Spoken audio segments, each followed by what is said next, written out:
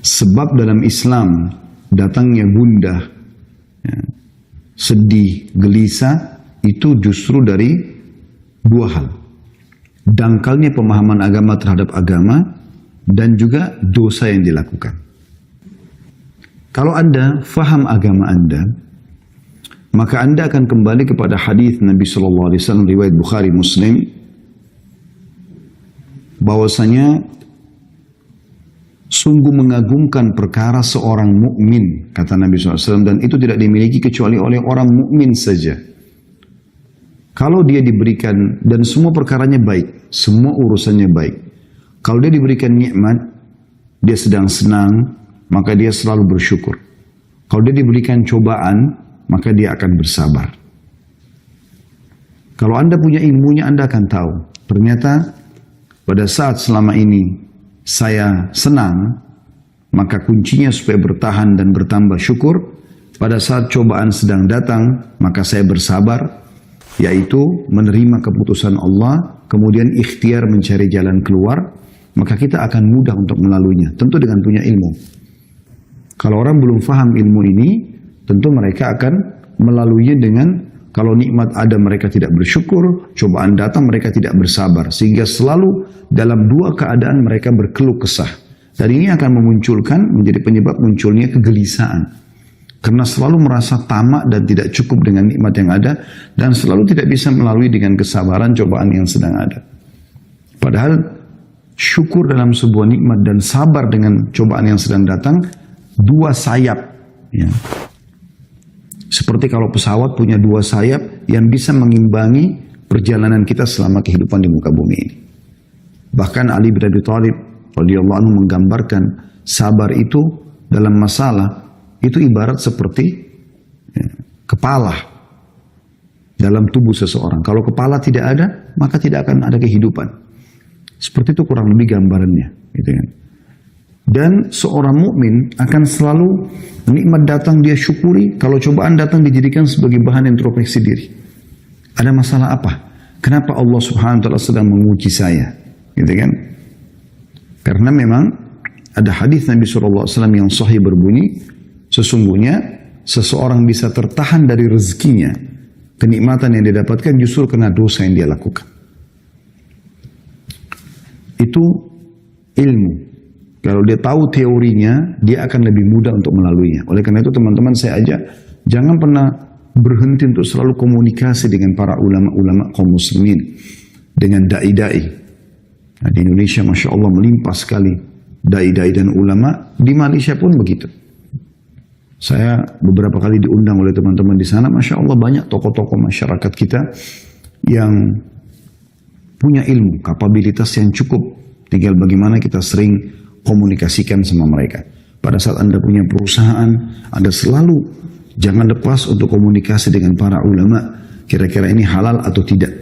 Ya, kira-kira pegawai ini, kalau dia melakukan pelanggaran seperti ini, secara agama, saya udah boleh berhentiin atau belum. Gitu kan. Atau apa saja. Ya, sumber, modal, sistem yang sedang dipakai, produk yang dijual, apakah semua sudah sesuai dengan agama. Jadi selalu ada agama yang menjadi pengontrolnya. Begitu juga dengan Anda dalam rumah tangga. Ada figur ulama yang Anda jadikan sebagai penengah dalam masalah-masalah dalam rumah tangga. Apakah antara suami istri, apakah antara orang tua sama anak, apakah anak sama orang tua, atau mungkin sama kerabat secara umum. Ini satu sisi.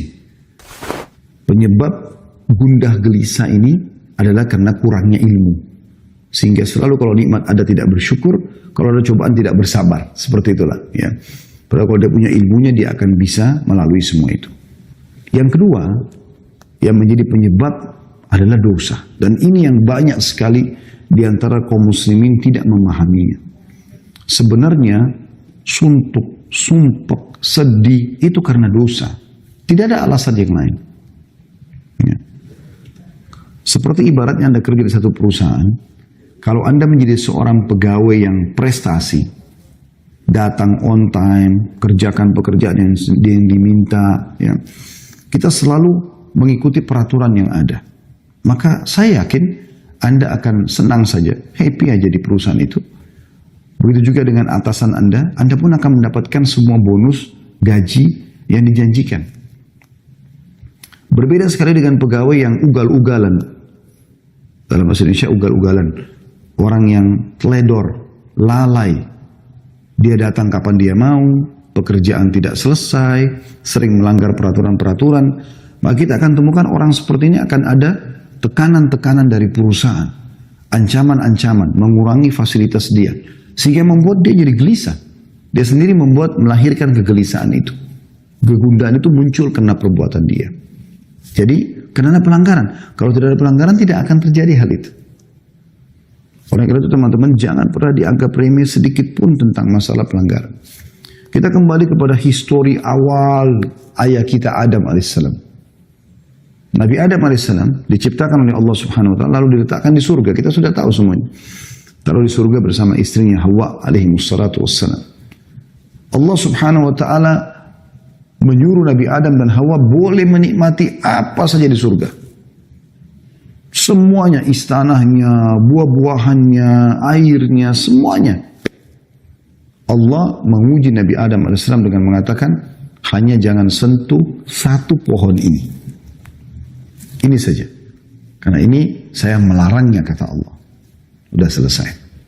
Iblis datang mengganggu Adam AS. Lalu membisikkan bisikannya yang menggoda, mengatakan, wahai Adam, sesungguhnya engkau tidak dilarang memakan buah ini, kecuali karena kalau kau makan, kau akan jadi kekal. Kau tidak akan melalui proses kematian.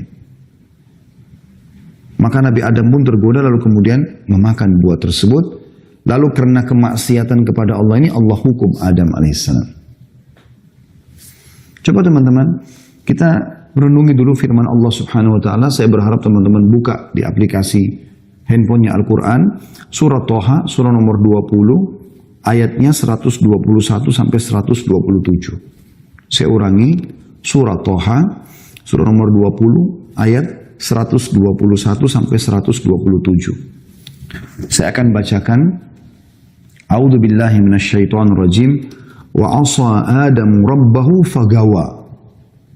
ثم اجتباه ربه فتاب عليه وهدى قال اهبطا منها جميعا بعضكم لبعض عدو فإما يأتينكم مني هدى فمن اتبع هداي فلا يضل ولا يشقى ومن أعرض عن ذكري فإن له معيشة ضنكا ونحشر يوم القيامة أعمى قال رب لما حشرتني أعمى وقد كنت بصيرا قال كذلك أتتك آياتنا فنسيتها وكذلك اليوم تنسى وكذلك نجزي من أسرف ولم يؤمن بآيات ربه ولعذاب الآخرة أشد وأبقى. Terjemahannya, dan Adam pun mendurhakai Rabbnya. Ini awal kemaksiatan terjadi. Maka ia pun sesat. Allah sudah larang. Allah subhanahu wa ta'ala sebagai pencipta, saudaraku seiman, memberikan kepada Anda banyak sekali nikmat. Dan opsinya, pilihannya banyak sekali. Kayak misalnya makanan. Boleh makan sapi, kambing, ayam, kelinci. Semua hewan yang ada di lautan. Halal. Dan Allah haramkan sebagian. Babi, anjing atau yang bertaring. Jadi, yang halal lebih banyak. Begitulah kasus Nabi Adam AS. Di surga banyak sekali pilihannya. Yang dilarang cuma satu. Tapi ternyata, efek daripada pelanggaran pada satu ini, membuat Nabi Adam AS dikeluarkan dari surga itu. Dikeluarkan dari fasilitas yang ada. Perhatikan selanjutnya. Kemudian Rabbnya, Adam AS, memilihnya. Maka dia menerima taubatnya dan memberi Adam petunjuk. Artinya, pada saat itu Nabi Adam AS menyesal, kemudian beliau bertaubat dan Allah terima taubatnya. Lalu Allah berfirman, turunlah kamu berdua dari surga bersama-sama. Sebagian kamu menjadi musuh sebagian yang lain. Adam dan iblis yang menggodanya. Maka jika datang kepadamu petunjuk dariku, di muka bumi ini akan datang nanti petunjuk-petunjuk wahyu turun dari langit. Barang siapa yang mengikuti petunjukku, kata Allah, ia tidak akan sesat dan tidak akan celaka. Makna tidak sesat dan tidak celaka, tidak sedih, tidak sumpek, ya, tidak gundah. Dia akan bahagia. Dan barang siapa yang berpaling dari peringatanku, tidak mau menikmati apa yang Allah halalkan dan sibuk dengan apa yang Allah haramkan. Padahal yang haram itu sedikit sekali ya. Tadi contoh makanan sudah saya berikan gambaran. Begitu juga dengan contoh minuman. Allah misalnya haramkan khamr, nggak boleh minum khamr yang memabukkan, tidak boleh narkotika. Allah ganti dengan susu, madu, sirup, banyak yang lain. Minuman halal. Allah haramkan zina. Kita butuh syahwat, ada syahwat untuk melampiaskan sama lawan jenis. Tapi Allah buka pintu nikah. Dan ada solusi, bukan tidak ada solusi dalam Islam. Makanya Allah bilang, siapa yang berpaling dari peringatanku, tetap memilih sesuatu yang bermaksiat kepadaku, maka sungguhnya baginya penghidupan yang sempit. Sempit ini tadi, gundah, sedih, sumpek. Siapa yang bermaksiat kepada Allah, ini diancamkan seperti ini. Dan kami akan mengumpulkannya pada hari kiamat dalam keadaan buta. Dibangkitkan nanti di mahsyar hari kiamat, buta. Lalu dia akan berkata, ya Robku, wahai penciptaku, mengapa engkau menghimpun aku dalam keadaan buta? Padahal aku dahulu, maksudnya di dunia, dalam keadaan bisa melihat. Allah berfirman, demikianlah. Telah datang kepadamu ayat-ayat kami, maka kamu melupakannya. Dan begitu pula pada hari ini pun kamu dilupakan. Ya, hari kiamat tidak akan dilihat oleh Allah SWT. Dan demikianlah kami membalas orang-orang yang melampaui batas dan tidak percaya terhadap ayat-ayat Rabb-nya. Maksudnya sudah dilarang, kenapa masih dilanggar? Sudah diperintahkan, kenapa enggak dikerjakan? Dianggap oleh Allah melampaui batas dan tidak percaya dengan ayat-ayat Allah. Dan sungguhnya adab di akhirat itu lebih berat dan lebih kekal lagi. Ya. Kita bisa lihat di sini teman-teman sekalian, dalam ayat-ayat ini sangat jelas bagaimana Allah Subhanahu wa taala memastikan di ayat 123-nya, "Faman ittaba'a hudaya fala yadhillu wa la yashqa." Barang siapa yang mengikuti petunjukku maka ia tidak akan sesat dan tidak akan celaka. Artinya dia akan bahagia. Di 124-nya Allah mengatakan, "Wa man a'rada an dzikri fa inna lahu ma'isyatan danka." Ya, dhanka. Dan siapa yang berpaling dari peringatanku, gak mau mengerjakan apa yang aku perintahkan, menikmati yang halal, dan mau bermaksiat kepadaku buat yang haram, maka sesungguhnya baginya kehidupan yang sempit. Coba dengar teman-teman di potongan ayat ini. Bagaimana Ibnu Katsir rahimahullah, ahli tafsir yang masyhur, punya tafsir Quranul Azim, di jilid 3 halaman 164 menjelaskan. Dia mengatakan, di dunia dia tidak akan mendapatkan ketenangan dan ketentraman bagi orang yang bermaksiat kepada Allah. Hidupnya akan sumpek, suntuk, sedih, gelisah. Sebanyak apapun harta yang dia milikin, gak pernah cukup. Rumahnya mewah, gelisah di dalamnya. Karena berisi dengan hal-hal yang haram. Ada orang rumahnya gubuk, kecil, biasa, miskin, susah. Pas-pasan hidupnya, tapi tenang jiwanya. Nah, itu kena jauh dari kemaksiatan. Kata beliau, di dunia, orang-orang yang bermaksiat, dia tidak akan mendapatkan ketenangan dan ketentraman. Hatinya gelisah yang diakibatkan kesesatannya. Meskipun zahirnya yang kelihatan, nampaknya begitu enak. Bisa mengenakan pakaian yang ia kehendaki, bisa mengkonsumsi jenis makanan apa saja yang dia inginkan, bisa tinggal di mana saja yang ia kehendaki. Ini perkataan Ibnu Katsir rahimahullah ya. Selama ia belum sampai pada keyakinan dan petunjuk, maka hatinya akan senantiasa gelisah, bingung, ragu, dan masih terus saja ragu. Inilah bagian dari kehidupan yang sempit. Subhanallah, orang yang melakukan perzinahan misalnya. Walaupun dia masuk ke dalam hotel bintang 5, dia akan berzina dengan seorang pasangan yang sempurna secara fisik. Laki-lakinya tampan, putih, kaya, pinter. Perempuannya juga begitu, cantik, tinggi, putih, segala macam. Ya. Nah, tetap saja pada saat mereka mau melakukan, mereka punya rasa ketakutan. Dan pada saat mereka sudah melakukannya pun tidak ada ketentraman jiwa. Ada sesuatu yang sumpek, ketakutan, ada beban pikiran, tidur mimpinya buruk. Dan akan sangat beda sekali dengan orang yang melakukan dengan pasangan halalnya, suami istri. Mereka akan tenang secara kejiwaan. Orang juga semua tahu mereka dalam kamar melakukan biologis. Ke hotel pun mereka tidak pernah ragu karena jelas statusnya, jelas pasangan halal suami istri. Maka biologis pun setelah biologis itu tenang. Terlihat wajahnya berseri-seri. Berbeda. Halal sama haram beda. Kata beliau, alangkah seringnya kita melihat dan mendengar berita tentang orang-orang yang memiliki harta yang sangat banyak. Mati bunuh diri dengan terjun dari tempat-tempat yang tinggi atau gedung-gedung. Apa yang menyebabkan mereka melakukan itu?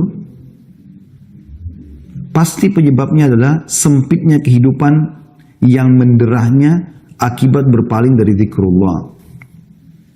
Kalau orang-orang yang berpaling dari zikrullah mengingat Allah tidak bertaubat, maka akibatnya mereka akan dikumpulkan pada hari kiamat di padang mahsyar dalam keadaan buta.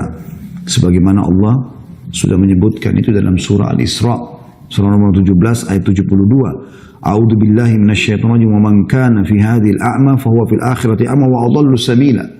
Siapa yang dalam kehidupan dunia ini buta hatinya dari maksiat kepada maksiat, dan orang-orang yang tidak punya ilmu agama, mereka kalau buat dosa, mereka tidak taubat.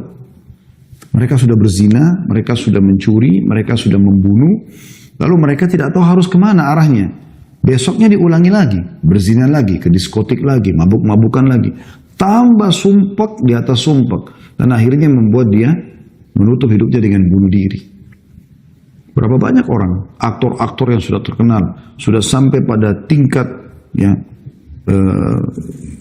terkenal sekali, famous sampai luar biasa, seluruh dunia mungkin mengenalnya, tapi ditutup hidupnya dengan narkotika, ditutup hidupnya dengan bunuh diri, ya, ribut rumah tangganya dan segala macam hal. Tidak sedikit ada orang yang datang konsultasi sama kami begitu keadaannya. Secara zahir kelihatannya bahagia, karena selalu di medsos itu tampil mesra sama pasangannya, expose ini, expose, tapi di dalam tidak seperti itu. Mereka ada yang banyak datang kepada kami berbicara dan ternyata tidak seperti itu keadaannya. Tidak seperti apa yang diperlihatkan di depan umum. Dan itu yang terjadi. Oleh karena itu teman-teman sekalian, kita harus benar-benar memikirkan masalah ini. Kalau ternyata penyebab dan akibat daripada maksiat ini besar sekali. Ya, besar sekali akibatnya. Baik, kita coba teman-teman sekalian lebih dalam lagi untuk mempelajari kira-kira efek-efek apa yang didatangkan dari kemaksiatan itu. Seperti apa sih kira-kira? Yang pertama sekali yang bisa datang, ya, yaitu dia akan mendatangkan kemurkaan Allah Subhanahu wa Ta'ala. Dan murka Allah ini berbahaya sekali. Karena kalau sudah Allah pencipta langit dan bumi ini murka, pemilik jasad Anda murka dengan Anda, ini bahaya sekali. Segala macam ancaman bisa datang kepada Anda. Tadi biar kita pakai baju bagus, biar rumah kita bagus, di apartemen mewah, punya mobil mewah, pekerjaan banyak, titel dan jabatan menumpuk, tetap sumpek, tetap sedih. Karena sebenarnya dia sedang melakukan sesuatu yang merusak hubungan dia dengan Sang Pencipta langit dan bumi. Karena kita kalau sedang punya nikmat teman-teman sekalian, lagi makan enak, lagi berpakaian, lagi segala macam enak, yang ciptakan kita Allah, yang ciptakan nikmat itu Allah, yang bisa mempertahankannya hanya Allah. Kalau kita sedang sedih dan punya masalah, maka yang ciptakan kita Allah, yang ciptakan masalah itu Allah, yang bisa menghilangkannya juga hanya Allah. Itu yang sering Anda dengar mungkin, Qul inna salati wa nusuki wa mahyaya wa mamati lillahi rabbil alamin. Katakan hai Muhammad dan ajarkan kepada umatmu. Salatku, ya, Qul inna salati wa nusuki, sembelihanku, ya, ibadahku, wa mahyaya, kehidupanku, wa mamati, dan hidup matiku lillahi rabbil alamin, itu Tuhan alam semesta. Itu konsep dasarnya seorang muslim. Anda kalau punya masalah teman-teman sama siapapun, yang paling pertama Anda jadikan bahan muhasabah adalah bagaimana Anda bermuhasabah, introspeksi diri, hubungan Anda dengan Allah Subhanahu wa Ta'ala. Nggak usah repot teman-teman, sibuk mengkanter, ini orang fitnah saya, ini orang gibah saya, nggak ada gunanya. Usaha saya bangkrut karena sebab ini, sebab itu hanya sebab-sebab agar ada cerita di tengah manusia. Sebenarnya inti permasalahan yang Anda belum paham. Anda sedang membuka pintu kemurkaan Allah yang di langit. Sehingga Allah mendatangkan sebab permasalahan itu muncul semuanya. Perhatikan hadisnya riwayat Imam Ahmad. Kata baginda Nabi SAW, Allah berfirman dalam hadis Qudsi, Aku Allah, tidak ada Tuhan selain aku. Jika aku ditaati, aku ridho. Dan jika aku ridho, maka aku akan memberi berkah. Dan keberkahanku tidak ada akhirnya. Jadi kalau aku sudah ridho, kata Allah SWT, aku akan berikan apa saja. Termasuk kebahagiaan, ketentraman, kecukupan, segala macam. Tapi jika manusia maksiat kepadaku, berbuat dosa kepadaku, melanggar, aku murkah. Dan jika aku murka, aku akan melaknatnya. Dan laknatku akan sampai pada 7 turunannya. Artinya akan turun kepada orang-orang ini. Bahaya sekali. Ya. Dan ini poin yang harus digarisbawahi teman-teman. Cukup pemurkaan Allah Subhanahu wa taala ini datang kepada kita, ini bahaya sekali. Maksiat kepada Allah juga ini bisa menghalangi Anda dari ilmu. Ide-ide yang bagus, yang brilian gitu. Dinukil dalam sebuah kisah Imam Syafi'i rahimahullah berkata, beliau sering kalau dikasih hafalan oleh gurunya Imam Waqi, hafal lupa, hafal lupa. Maka dia bilang dalam syairnya yang masyhur, syaqautu ila Waqi'i su'a hifdhi. Aku keluhkan kepada Imam Waqi tentang buruknya hafalanku. Fa akhbarani bi anna fa arsyadani ila tarki ma'asi. Maka dia memerintahkanku untuk meninggalkan dosa-dosa. Wa akhbarani bi anna ilma nurun, dan dia menyampaikan kepadaku bahwasanya ilmu itu adalah cahaya. Ya. Wa nurullahi la yu'ta li 'asi, dan cahaya Allah tidak akan diberikan kepada orang yang bermaksiat. Oleh karena itu teman-teman sekalian, maksiat Anda lakukan ini akan menghalangi Anda dari ilmu agama, memahami ilmu agama, dan ini adalah panduan hidup Anda. Ilmu agama ini seperti bodyguard. Karena Anda mau makan, mau minum, mau bergaul, mau bekerja, ilmu agama akan datang seperti bodyguard. Ini boleh, ini nggak boleh. Ini nggak bisa Anda fahamin karena buat maksiat. Hilang panduan hidup itu. Begitu juga Anda tidak punya ide-ide lagi untuk bisa ya, mengembangkan usaha apa. Susah. Karena kemaksiatan yang sedang terjadi. Sebaliknya orang-orang yang patuh, orang yang beriman itu akan lebih mudah bagi dia. Yang ketiga, akan terhalangi dari rezeki yang Allah berikan. Disebutkan dalam sebuah hadis riwayat Ahmad, kata baginda Nabi SAW, sesungguhnya seseorang akan diharamkan dari rezekinya sebab perbuatan dosa yang ia lakukan. Jadi ada rezeki-rezeki yang harusnya sampai kepada Anda, tapi kan Anda bermaksiat maka tidak dapat. Ya. Ini satu kerugian yang luar biasa. Kemudian yang keempat teman-teman sekalian, tadi itu yang ketiga ya. Pelaku-pelaku maksiat ini akan dijauhi oleh manusia. Misalnya orang khianat, pendusta, ya, orang yang suka fitnah, adu domba. Ini semua teman-teman akan dijauhi oleh manusia. Nggak ada orang yang suka sama dia. Dan ini masalah lain dalam hidupnya dia. Dan ini juga akan membuat orang sumpek, sedih. Karena memang tidak ada orang yang mau berteman sama dia. Yang kelima, nampak di ronah wajahnya itu tanda-tanda perbuatannya. Dikatakan oleh Ibnu Abbas radhiyallahu anhu, sesungguhnya perbuatan maksiat itu meninggalkan bekas hitam di wajah, noda hitam di dalam hati, lemah pada fisik, sempit dalam rezeki, dan kebencian dalam hati manusia. Ini kata sahabat Nabi Ibnu Abbas radhiyallahu anhu. Jadi ini semua rangkumannya sumpek, sedih ya. Saya ulangi kata beliau, sesungguhnya perbuatan maksiat meninggalkan bekas hitam di wajah. Entah seperti apa. Tapi orang kalau lihat kayak nggak ada cahaya wajah itu. Ada mungkin orang miskin, hidupnya susah, tapi karena selalu taat kepada Allah, wajahnya bercahaya. Kalau Allah bisa memberikan kepada kita digabungkan, alhamdulillah kita sudah kaya, mampu, pintar, maka Allah berikan gabungan antara pencahayaan di wajah dan juga rezeki yang melimpah. Noda hitam dalam hati, hatinya kelam, sumpek.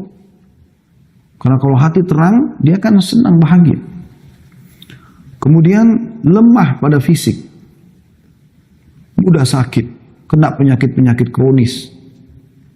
Kita temukan, Masya Allah, orang-orang yang saleh dan salehah jauh dari semua ini.